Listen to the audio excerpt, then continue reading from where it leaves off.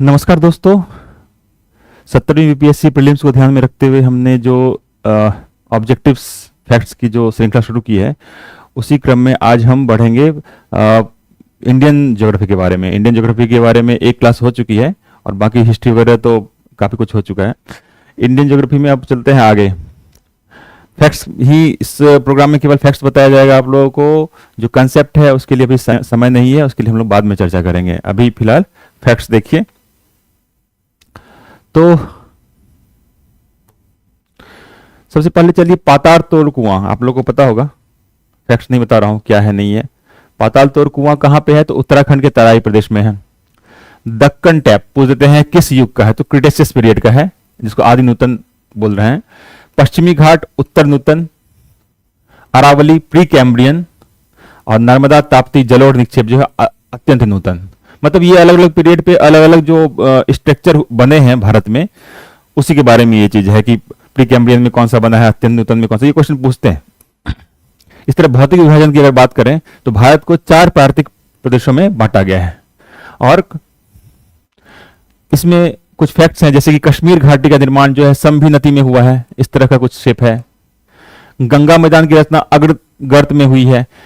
इस सबको हम लोग बताएंगे, बाद में एक्सप्लेन करेंगे जब समय होगा। मैं ये मान के चल रहा हूं कि आप लोग कंसेप्ट पढ़ चुके होंगे, एनसीईआरटी वगैरह पढ़ चुके होंगे, केवल फैक्ट्स हैं।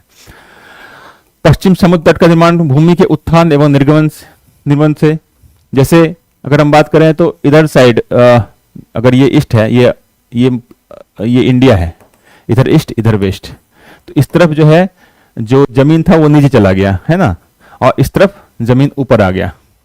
तो वही बोल रहा है पश्चिमी समुद्र तट का निर्माण भूमि के उत्थान एवं निर्गमन से हुआ है। कुटनाड कुटनाड क्या है? एक जगह है, केरल में है और भारत का न्यूनतम ऊंचाई वाला क्षेत्र है ये। इसको केरल का धान का कटोरा भी बोलते हैं इसे। और FAO food and agriculture organisation के द्वारा वैश्विक महत्वपूर्ण कृषि विरासत प्रणाली इसको घोषित किया, जीआई इसको एएचएस घोषित किया गया है। अब आगे चलिए।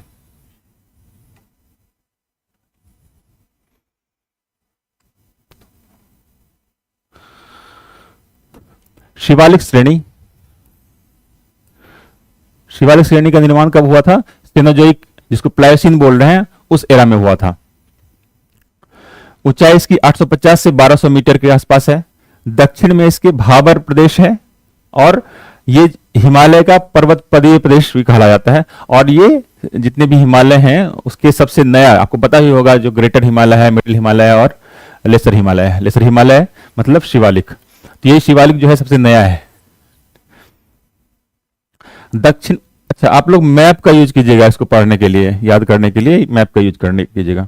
दक्षिण भारत की नवीनतम चट्टान प्रणाली कौन सी है? तो गोंडवाना चट्टान प्रणाली।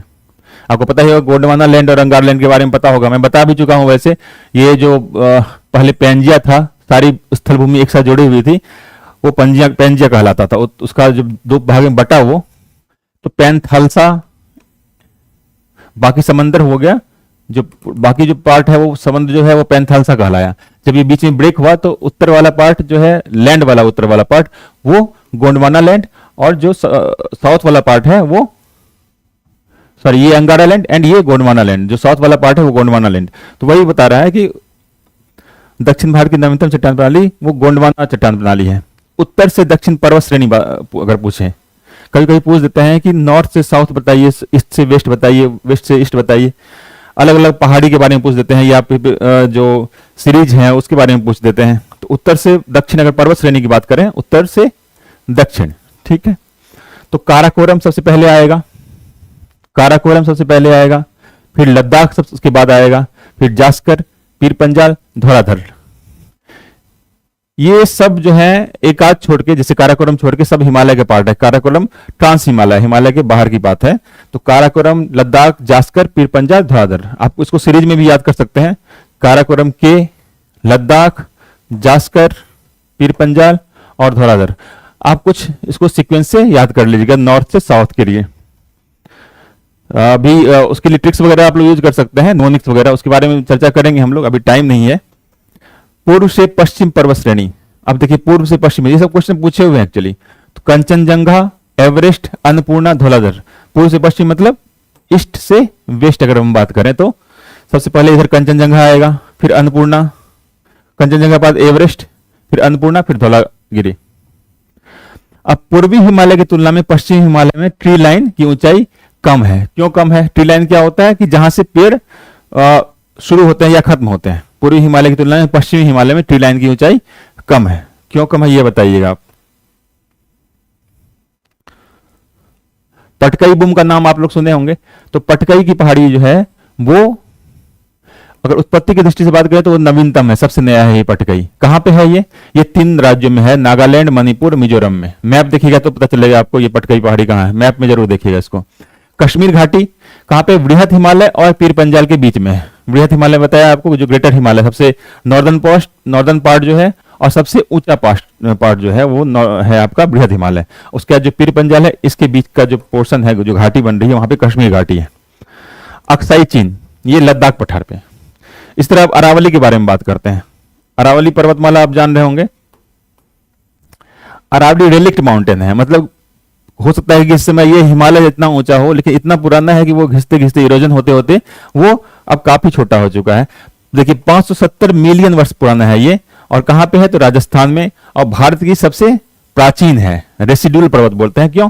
कि पहले बहुत ऊंचा होगा, इरोजन होते होते होते अब रेसिड्यू बच गया, उसका अवशेष बचा है, तो इसलिए इसको अरावली पर्वतमाला बोल रहे हैं और रेसिड्यूल पर्वत बोल रहे हैं। और आगे चलिए,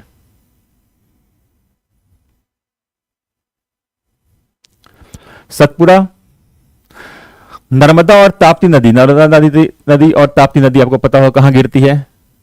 नर्मदा नदी और ताप्ती नदी के बीच में सतपुड़ा की पहाड़ियां हैं, और उसकी सबसे ऊंची चोटी जो है धूपगढ़ की चोटी है। पूछा हुआ क्वेश्चन है कि सबसे ऊंची चोटी कौन सी है और सतपुड़ा रेंज कहां पे है, कुछ पूछ सकते हैं। महादेव पहाड़ी जो है वो सतपुड़ा का भाग है।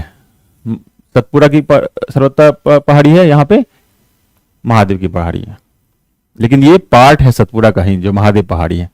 उत्तर से दक्षिण अगर हम बात करें पर्वत चोटी की या पर्वतों की, तो नल्लामलाई, जावाड़ी, नीलगिरी और अन्नामिलाई। बिल्कुल मैं ये साउथ की बात कर रहा हूं।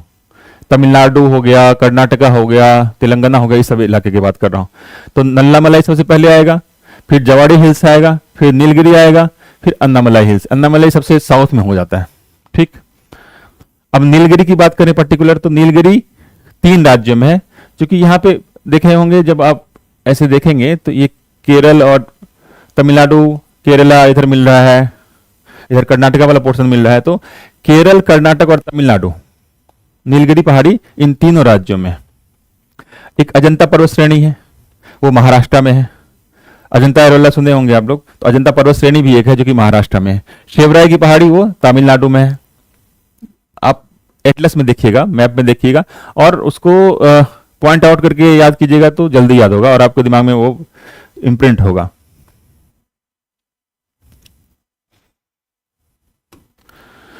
फिर रामगिरी की पहाड़ियां, ये पूर्वी घाट महेंद्र पर्वत जिसको बोलते हैं, वहां पे है। कंचनजंगा कहां होगा? तो नेपाल और सिक्किम में होगा कंचनजंगा। नंदा देवी, गढ़वाल हिमालय, उत्तराखंड में। ये सब चोटी है, एक पर्टिकुलर पर्वत है, ठीक, जो कि गढ़वाल हिमालय में आएगा। हिमालय को भी जगह के हिसाब से बांटा गया है। एक तो उत्तर से दक्षिण में बताया था, बांटा गया है ग्रेटर, मिडल और लेसर या फिर शिवालिक। और इसी के अलावा अलग अलग प्रदेश में, जैसे गढ़वाल हिमालय हो गया, हिमाचल हिमालय हो गया, अलग अलग। तो एनसीईआरटी देखिएगा आप लोग इसके लिए। तो गढ़वाल हिमालय उत्तराखंड में है। गुरु शिखर, ये अरावली का उच्चतम शिखर है। अरावली में बताया अभी रेसिड्यूल पर्वत के बारे में। तो अरावली की सबसे ऊंची चोटी जो है वो गुरु शिखर है। यहीं पे है माउंट आबू, राजस्थान में ही है माउंट आबू। ये आपको पता होगा जैन का बहुत ही महत्वपूर्ण तीर्थ स्थल है माउंट आबू में। कोडाई कनाल, ये पलनी पहाड़ी में है। उटकमंड, ये नीलगिरी पहाड़ी में है। शिमला धौलाधर श्रेणी में है। ये पूछ देते हैं ये क्या है, ये सब हिल स्टेशंस हैं। कोडाई कनाल हो गया, उटकमंड हो गया, शिमला हो गया, तो ये कहां पे हैं वो पूछते हैं। सैलेंट वैली एक राष्ट्रीय उद्यान भी है, यहां से कुंती नदी बहती है, ये याद रखिएगा। पत्थर कड्डावू जल विद्युत परियोजना भी यहीं पे है, साइलेंट वैली। ये तीनों क्वेश्चन पूछे हुए हैं। अब कुछ वैलीज की बात कर लेते हैं, घाटी की। घाटी पूछते हैं, कुल्लू घाटी कहां पे होगा? तो धौलाधर और पीर पंजाल के बीच में। आप मैप देखिएगा तो ज्यादा क्लियर होगा कि धौलाधर श्रेणी है, पीर पंजाल श्रेणी है, और उसके बीच में है कुल्लू घाटी। इस तरह नेलांग घाटी कहां है? वो उत्तराखंड में है। मरखा वैली जम्मू और कश्मीर में है, जुकू वैली नागालैंड में, संगला हिमाचल प्रदेश और युथांग वैली सिक्किम में है। फिर दर्रा पासेस जो होते हैं दो पहाड़ी को क्रॉस करने के लिए, वो पासेस कहां पे हैं? सेला, ला मतलब पास, ये समझ लीजिए। सेला अरुणाचल प्रदेश में ही है और इसी अरुणाचल प्रदेश में बुमला भी है। पूछ देते हैं कि बुमला कहाँ है या सेला कहाँ है, इसमें से कौन सा दर्रा किस राज्य में है? पालघाट नीलगिरी और अन्नामलाई पहाड़ी के बीच में है ये। इस तरह भोर घाट महाराष्ट्र में है। लिपुलेख दर्रा है एक, वो उत्तराखंड में है। इस तरह उत्तराखंड में नीति, माणा, मुलिंग, ये तीनों नीति, माणा, मुलिंग, लिपुलेख, ये सारे सारे उत्तराखंड में है। पूछते हैं ये क्वेश्चन। फिर शिपकीला, थोड़ा ऊपर करता हूं मैं।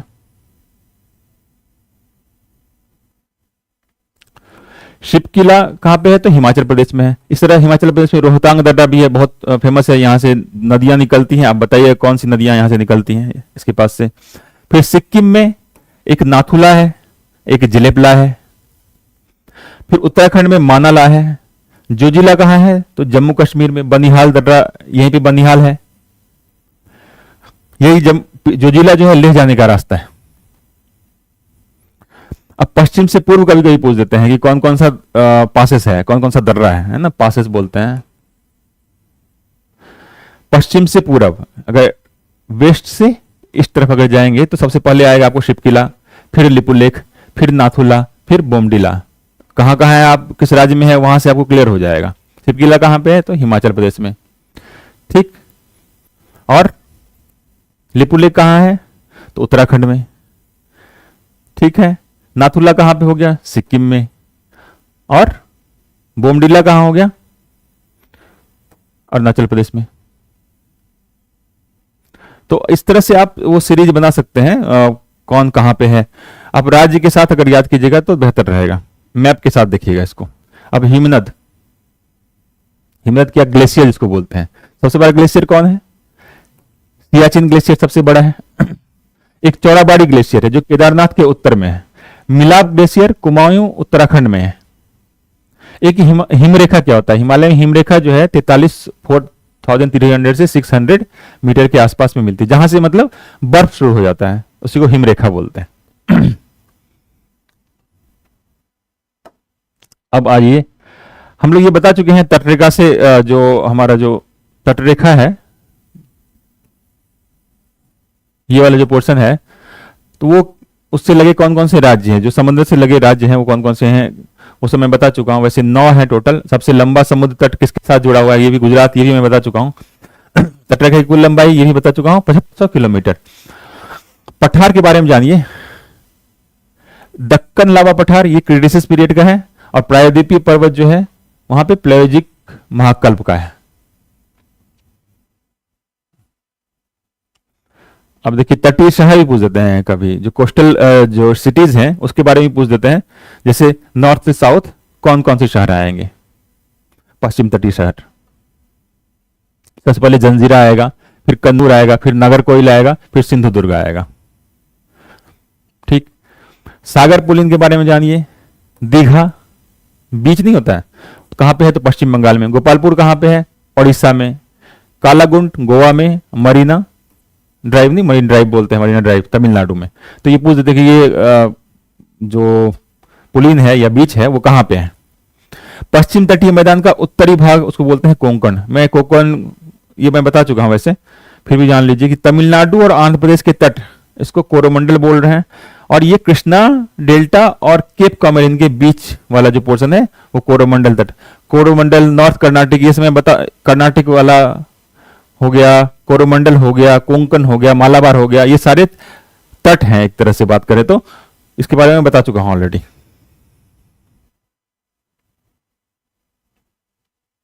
कुछ द्वीप जान लीजिए। आइलैंड कहां पे होगा? समुद्र में होगा कहीं पे। आइलैंड्स के बारे में तो उत्तरी अंडमान, यहां पे सैडल पीक है, ठीक। अंडमान निकोबार के बीच में सबसे ऊंचा शिखर है। इसको थोड़ा छोटा कीजिए तो आपको दिखेगा।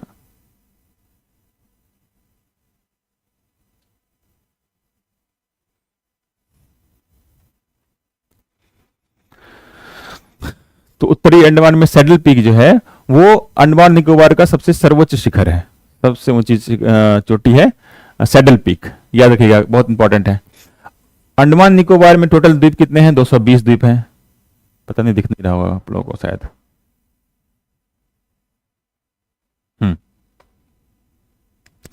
टोटल द्वीप हैं 220।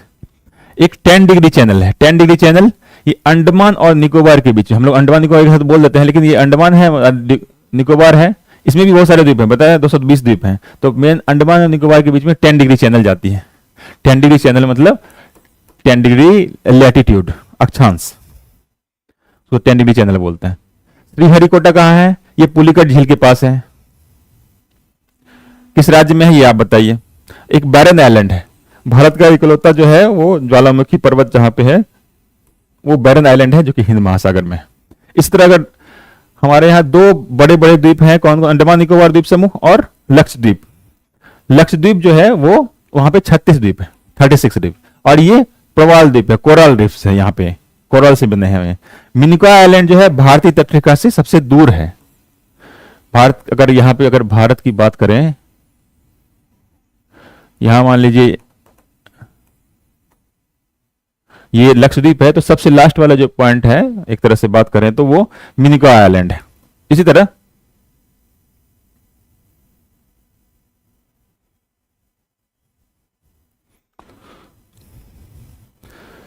सेल्सेट द्वीप, मुंबई महाराष्ट्र, ये सबसे आबादी वाला द्वीप है।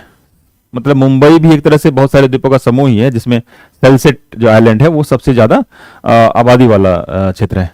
कोडी क्रीक इसी तरह है, वो कच्छ के रन में है। राम सेतु कहां से शुरू होता है? धनुषकोडी से शुरू होता है। राम सेतु आपको पता ही होगा, धनुषकोडी से शुरू होता है।